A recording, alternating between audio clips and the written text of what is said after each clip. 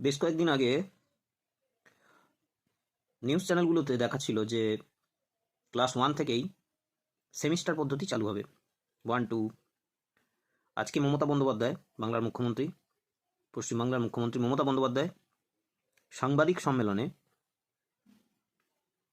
পরিষ্কার জানিয়ে দেন যে কোনো সেমিস্টার সিস্টেম হবে না। কলেজে যা আছে সেমিস্টার সিস্টেম থাকুক, কিন্তু স্কুলের মধ্যে কোনো সেমিস্টার সিস্টেম যেন না আসে। শিক্ষামন্ত্রী ব্রাত্য বসুকে উনি নির্দেশ দেন যেন এই পদ্ধতি পশ্চিমবাংলায় না চালু হয়। উনি কি বললেন দেখে নেব। চারজন অ্যাডভাইজার সিদ্ধান্ত নিয়ে বলে দিল, আর হয়ে গেল।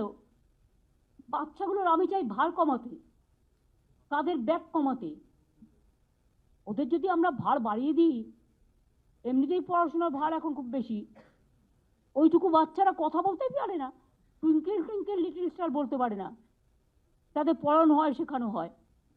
সেমিস্টার বলবে। একটা 1-এর বাচ্চা কি সেমিস্টার দেবে? না 2-এর বাচ্চা কি সেমিস্টার দেবে? কলেজে যেটা চলে স্কুলে সেটা চলে না। না দিদি বলেছি, স্কুলে এগুলো হয় না। স্কুল যা প্রথা চলছে তাই চলবে। স্কুলে কোনো সেমিস্টার টেমিস্টার চলবে না।